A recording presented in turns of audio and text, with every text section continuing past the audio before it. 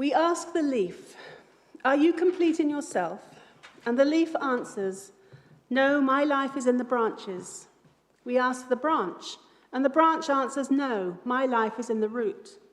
We ask the root, and it answers, "No, my life is in the trunk and the branches and the leaves.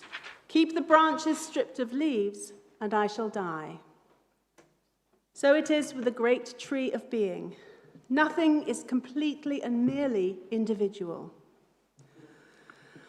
On Thursday, as Dea has already said, the Jewish world celebrated Tu B'Shvat, the New Year of the Trees. The holiday is a favorite with people of all ages, especially with its emphasis on ecological issues and the global concern about climate change. New trees would have been planted all over the world to mark the festival, and renewed commitments made to do what we can to help the environment. The Encyclopedia of Jewish Symbols comments about trees, because they are rooted in the earth and reach towards the sky. Trees represent the world axis, connecting heaven and earth. Trees also symbolize life, development, immortality, strength, and majesty. They are sources of shade and shelter. They nurture human life, are tenacious and vigorous, and symbolize regeneration and eternity. The Torah is called a tree of life. Eitz Chaim hi lamachazikim ba. It is a tree of life to those who hold it fast. And the rods on which the scroll is rolled are known as Atzei Chaim, trees of life themselves. And another symbol, the menorah, is almost certainly a stylized tree, remarkably similar in shape to the moriah shrub or Salvia palestina that grows in Israel. Well, you may have recognized the quote with which I began. It's by Harry Emerson Fosdick. It's in our Siddur, among the special readings on the theme of community. It resonated with me not only because of Tu B'Shvat, but also our Torah portion Yitro, and especially the section we read today. Jethro came to teach Moses an important lesson about leadership, the fair dispensation of justice, self-care, and about community. Moses needs the Israelites, and they need him and each other to create a functioning society.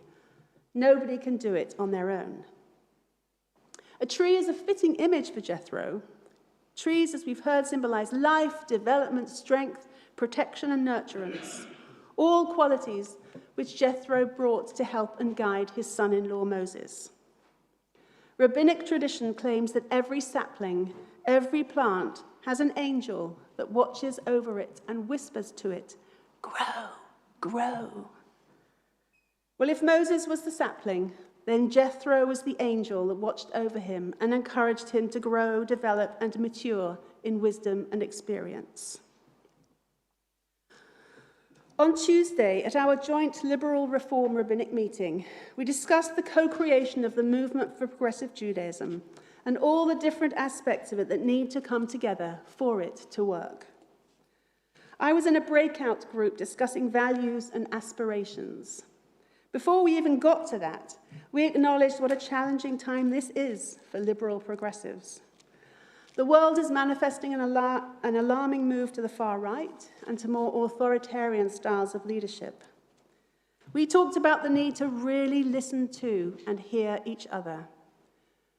We mourned the proliferation of sound bites in our media and opinions posted that are then taken as absolute truths, without any critical thinking or questioning.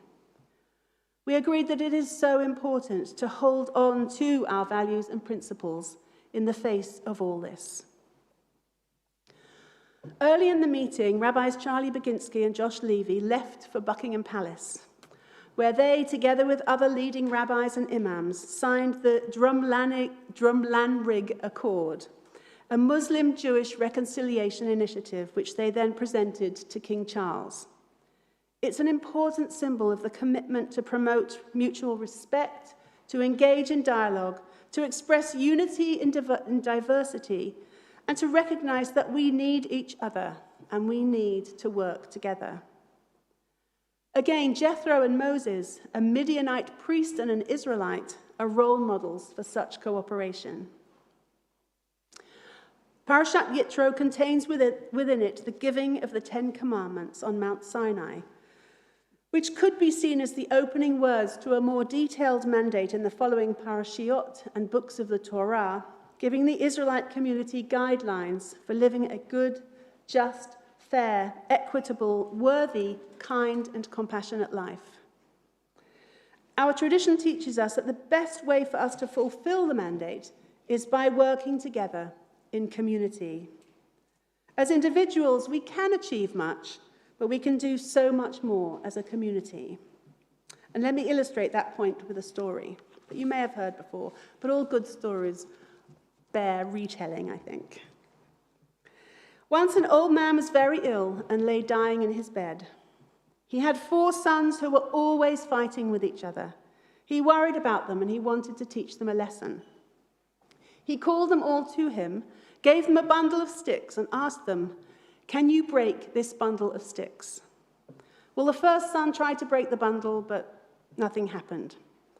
The second son also failed. The third son tried to break it, but he too had no success. Finally, the youngest son went to the bundle, took out 1 stick at a time, and easily broke all of them. The father smiled at his sons and he said, "Children, do you understand what just happened? It's always easy to break the sticks one by one. But when they are bundled together, none of you could break them. In the same way, you 4 brothers should always be together. No one will be able to hurt you then."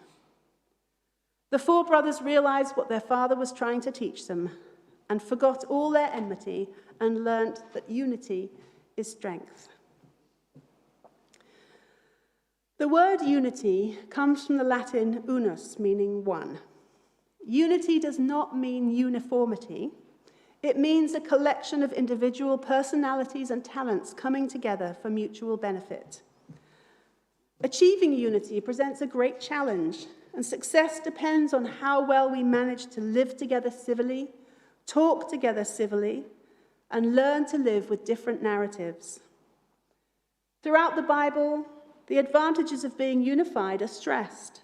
Remember the rebellions of Korach? Well, they haven't happened yet, but they will soon, later on.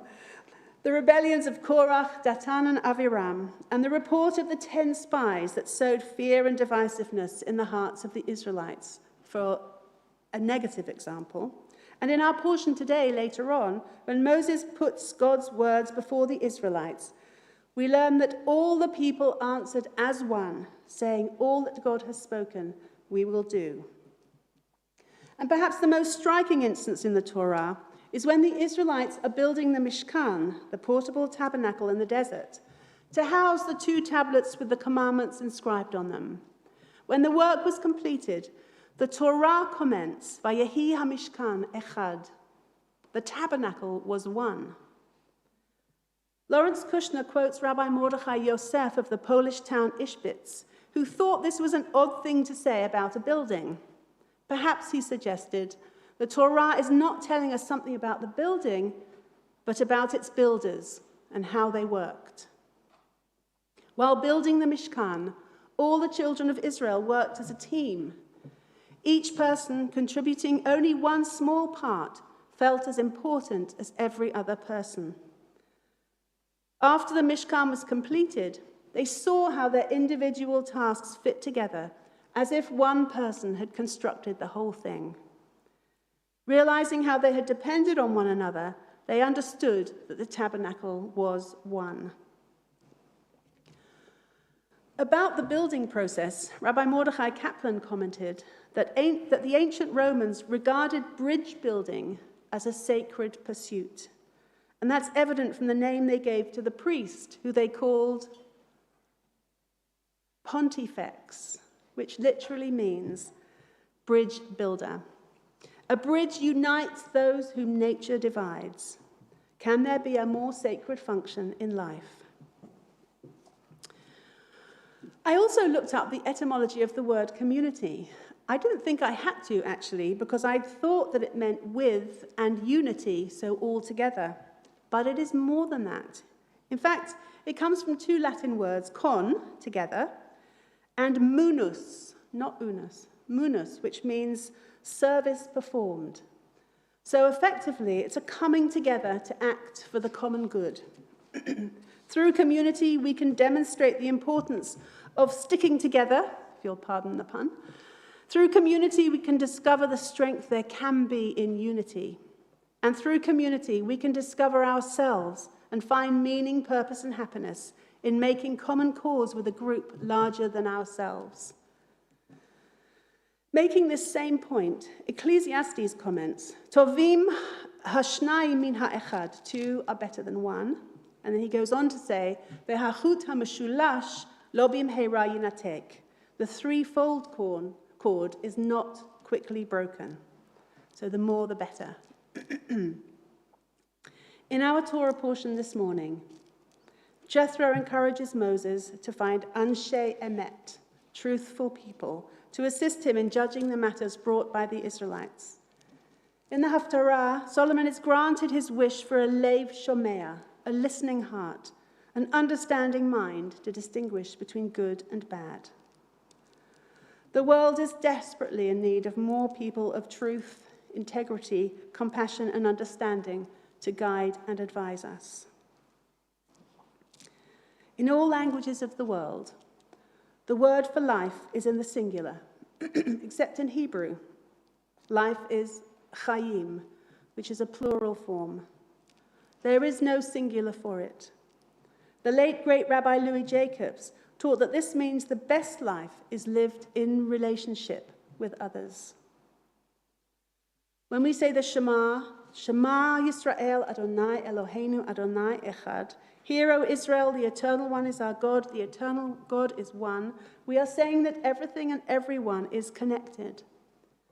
In those words, our Jewish tradition tells us that there is a unifying force in the world that wants us to achieve a world united. It is said that the highest reward for a person's toil is not what they get for it, but what they become by it.